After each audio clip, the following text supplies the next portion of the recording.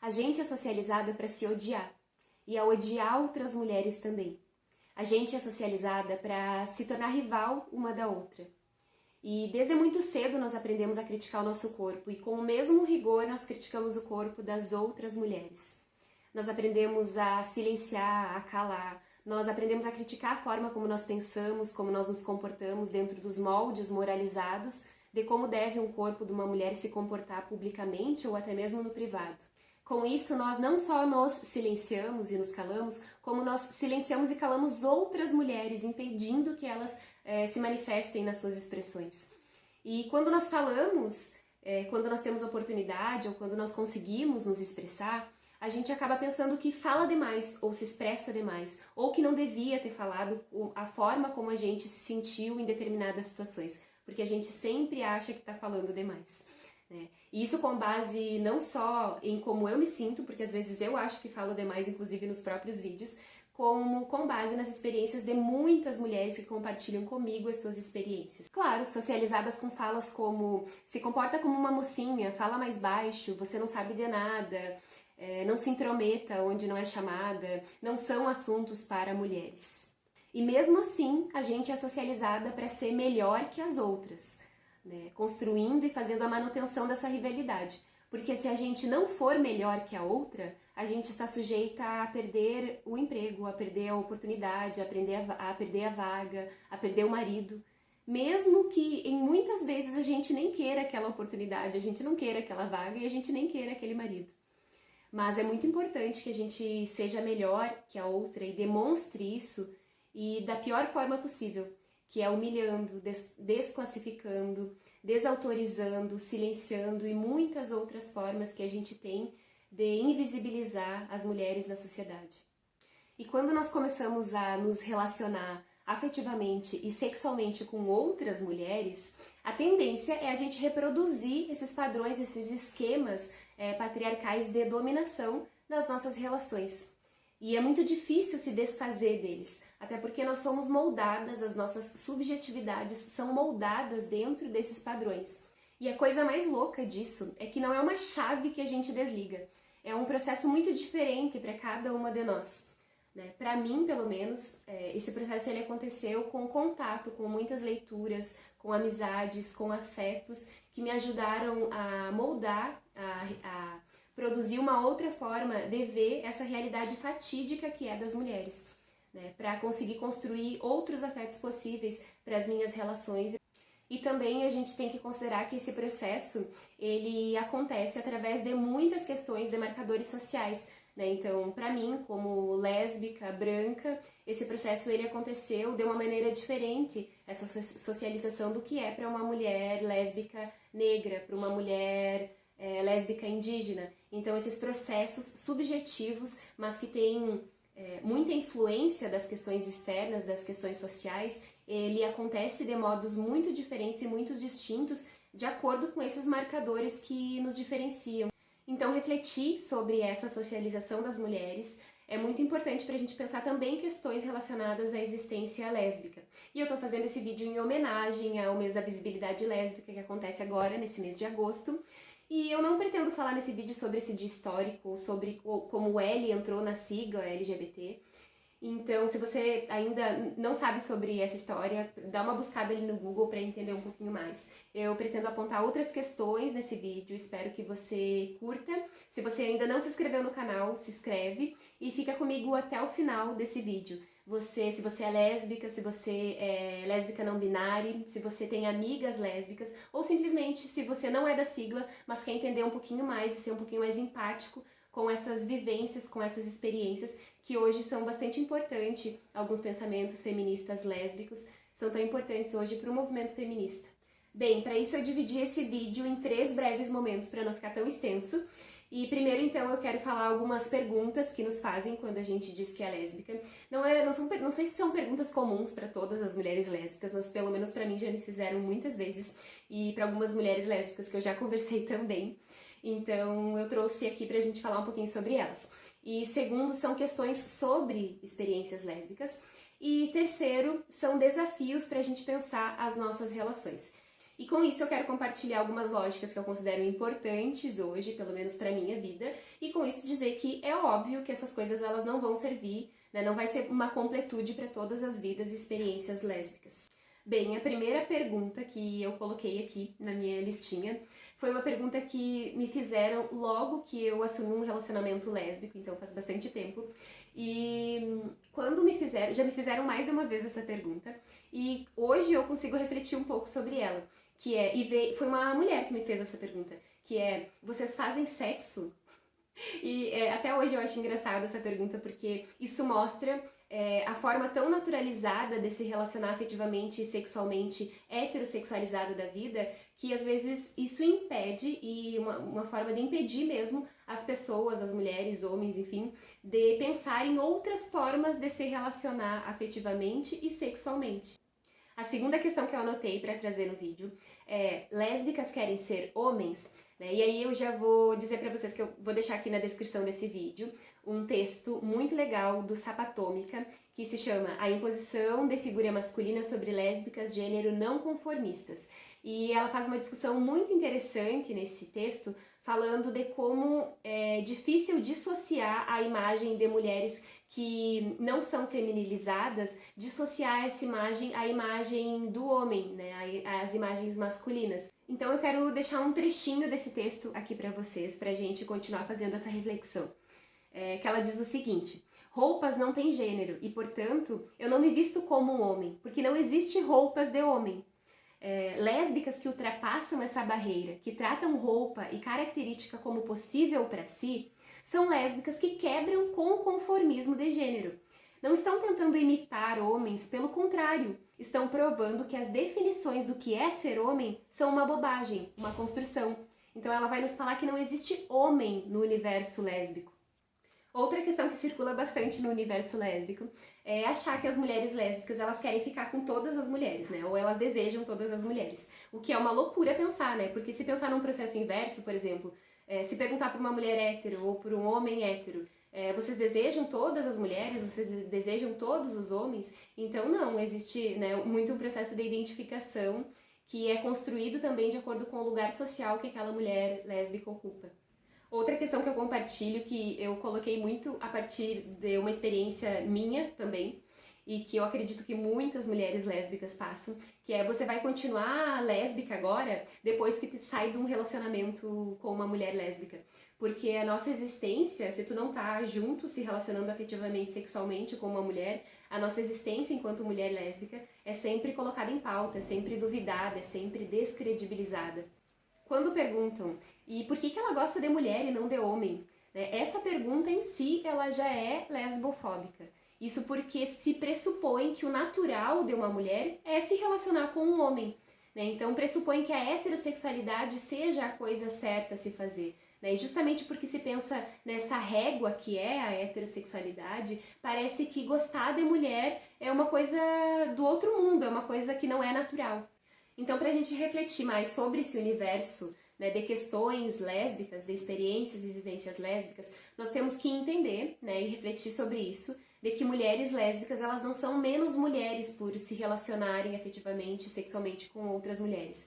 E elas não são menos lésbicas quando são feminilizadas, por exemplo.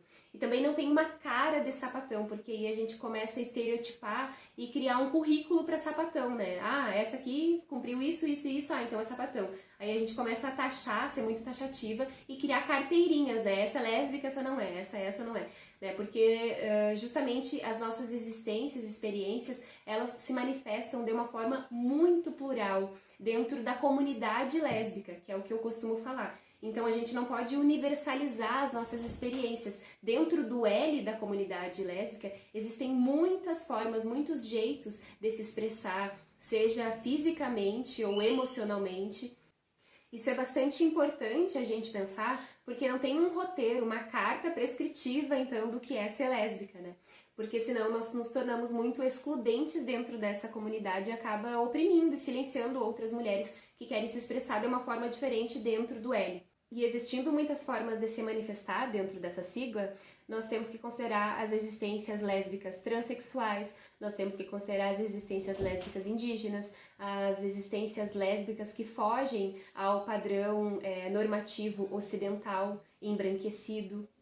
Então, ampliando a nossa percepção sobre a existência lésbica dentro dessa pluralidade, dentro das suas particularidades, singularidades que elas podem se manifestar, a gente começa a entender a existência lésbica como aquela que foge aos esquemas patriarcais de pensamento e também de prática, principalmente por se afastar, né, a existência das mulheres lésbicas, ela se afasta cada vez mais desse modelo patriarcal de família, né, sobre a dominação, de estar sobre o domínio de um homem, e também da questão da procriação, né, porque nós mulheres lésbicas, nós decidimos quando nós vamos ter um filho, né, é uma questão de planejamento e de decisão.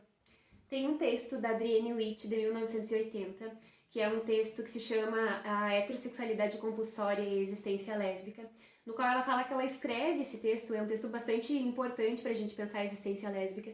Ela fala que esse texto ele foi escrito com o intuito de fazer as feministas pensar sobre o apagamento histórico que se tem de escritoras na literatura acadêmica sobre lésbicas e também de lésbicas, né? E ela fala também que é um desafio, né, às feministas heterossexuais a entender a heterossexualidade como um modelo político que retira o poder das mulheres e a entender também a heterossexualidade como uma construção social, que ela é ideológica na vida das mulheres. A Adrienne Witt vai falar também que as mulheres lésbicas elas são apagadas historicamente, tanto do meio de produção acadêmico quanto de outras formas de produção intelectual, cultural, não só por uma questão de lesbofobia, mas também por uma questão de racismo estrutural, né? Porque as mulheres negras elas são mais invisibilizadas e mais apagadas ainda nessa história. Ela vai falar que a existência das mulheres lésbicas é afetada fortemente por essa lógica heterossexual, no qual as mulheres elas precisam aderir a lógicas heteronormativas para se sentirem ou para serem mais aceitas, né, em determinados lugares, inclusive na instituição da família. E ela vai falar também que as mulheres, de modo geral, principalmente as mulheres que consideram a heterossexualidade como uma coisa natural, que não é, ela vai falar que as mulheres elas são direcionadas, elas são conduzidas a uma vida heterossexual como se isso fosse natural.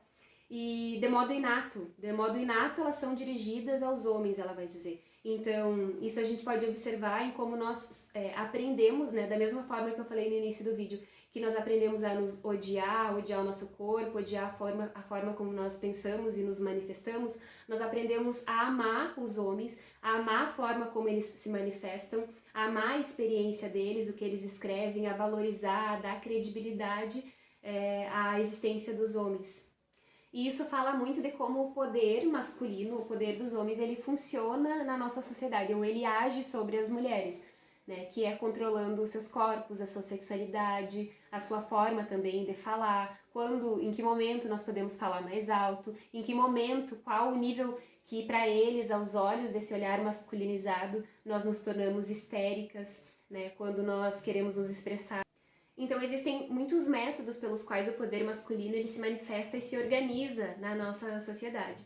Isso pode ser através de controle físico, controle da sexualidade e controle também da consciência das mulheres, né? Por exemplo, a ideia de que naturalmente se é heterossexual, que naturalmente o casamento é o destino da vida das mulheres e que a heterossexualidade é uma condição inevitável da vida delas. A Witt ela vai nos falar então que existem muitas formas em todas as instituições de manter uma mulher lésbica no armário. Né? A ameaça de perder o emprego, a ameaça de perder a família, a ameaça de perder formas de sustento, né? Que fazem com que ela se comporte como uma mulher heterossexual para não ser banida, excluída, enfim, das suas relações. E eu vou ler um trechinho para vocês na qual ela fala: é fato que o local de trabalho, entre outras instituições sociais, consiste em um lugar onde as mulheres têm aprendido a aceitar a violação masculina de suas fronteiras psíquicas e físicas, como o preço de sobrevivência, onde as mulheres vêm sendo educadas, não menos que na literatura romântica ou na pornografia, a perceber a si mesmas como presas sexuais. Então se torna uma questão muito relevante para as questões feministas entender a existência lésbica não apenas como pelos meios de desigualdade de gênero ou de dominação masculina ou de tabu da homossexualidade, mas entender que existe um reforço da heterossexualidade que apoia essa dominação psíquica, física, financeira com a vida das mulheres. Então a vida das mulheres lésbicas, dentro das suas pluralidades, elas causam uma ruptura com esses sistemas de dominação e de controle sobre o corpo e a sexualidade das mulheres. Então assumir publicamente que amam mulheres, se assumir publicamente como lésbica e assumir que ama outras mulheres, tem uma grande potência nesse sistema que, como eu falei no início do vídeo, nos ensina a nos odiar e a odiar as outras mulheres, a ser rivais, a competir sempre com outras mulheres. Quero compartilhar com vocês também um outro texto que se chama Diversidade Sexual, Étnico, Racial e de Gênero. É um texto de 2020, vou deixar aqui também na descrição. Esse texto ele é dividido em 5 partes. A última parte são manifestos para futuros possíveis, dividido em um manifesto sobre vidas travestis e o outro é Manifesta Lésbico Feminista. Quero compartilhar um trechinho dessa manifesta que as autoras escrevem o seguinte: foi compreendida a necessidade de construção de um mundo anti-lesbofóbico e também não heteronormativo, antirracista, anticapitalista, pois a existência lésbica perpassa por muitas intersecções de raça, classe, território, religiosidade, corpo, dentre outros marcadores. E elas lembram a frase da Audre Lorde, bastante famosa, na qual ela diz: "Eu não serei livre enquanto outras mulheres não o são, mesmo que as suas algemas sejam muito diferentes das minhas." Para lembrar, então elas lembram nessa manifesta que a luta é de todas nós. É um chamado para que mais mulheres se incluam na luta, independentemente do seu lugar de fala, em busca de uma transformação social. Para finalizar essa reflexão, quero deixar aqui 3 desafios que eu penso existir para as nossas existências lésbicas. E o primeiro deles é a gente tentar confundir, como confundir essa lógica heteronormativa que recai sobre nós, sobre as nossas relações, para que a gente consiga se dissociar dessas relações de dominação e submissão dentro das nossas relações, sejam afetivas, sexuais ou de amizade.